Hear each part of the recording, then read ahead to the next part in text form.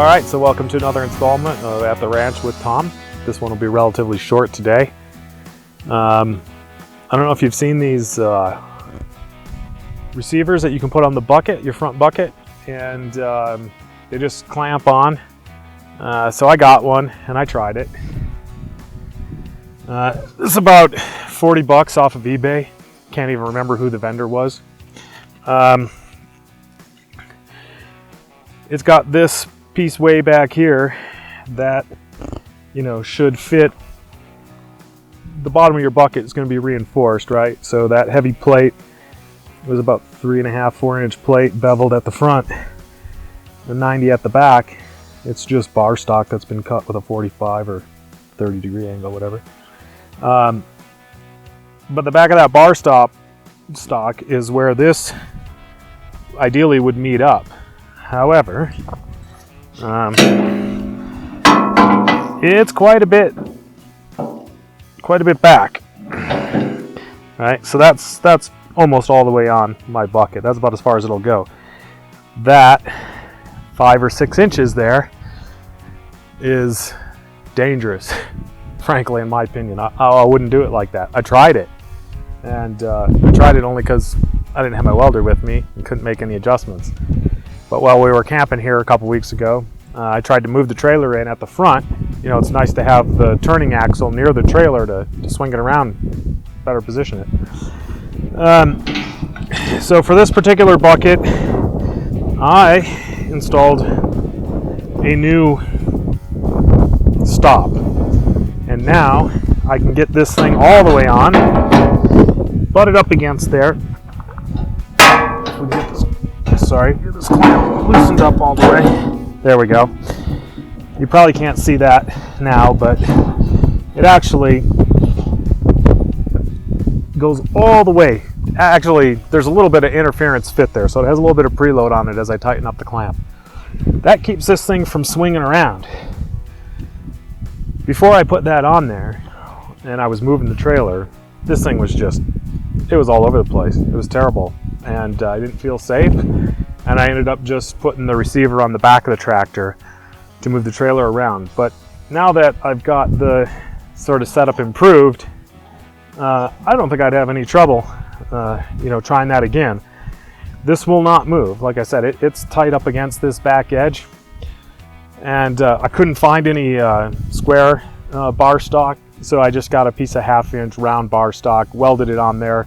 Actually worked out pretty good because of it being rounded. As I filled in the weld at the bottom, it sort of gives it a more straight edge.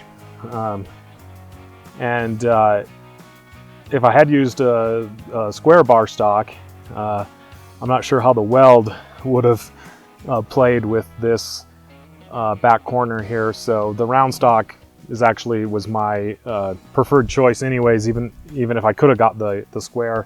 I think the round was better. So I just thought I'd show that to you guys while I was out here today.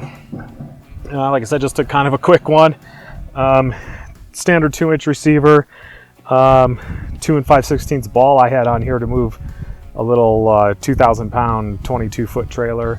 And like I said, it was a little bit scary. I think even with this improvement that I've made, there's so much flex at the front of it. You've got the deflection in the tires. You've got lots of things going on. Look at, I'm not that heavy, and look how much I can move this. So you can imagine what a 2,000-pound trailer would do.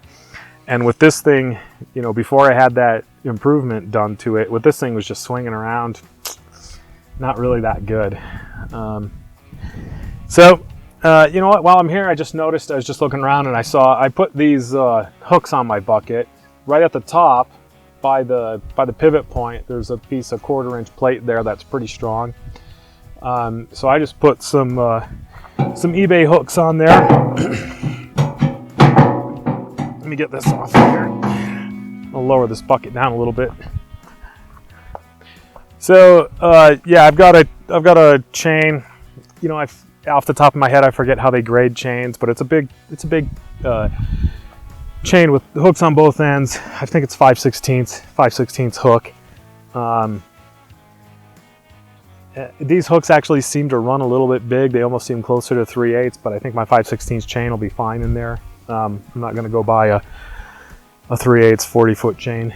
So I'm going to try these hooks today for the first time. I'm going to take my brush grubber and try and pull some brush. Now there's a couple of different ones. I just have the chain one. It's a triple chain with some special links on it.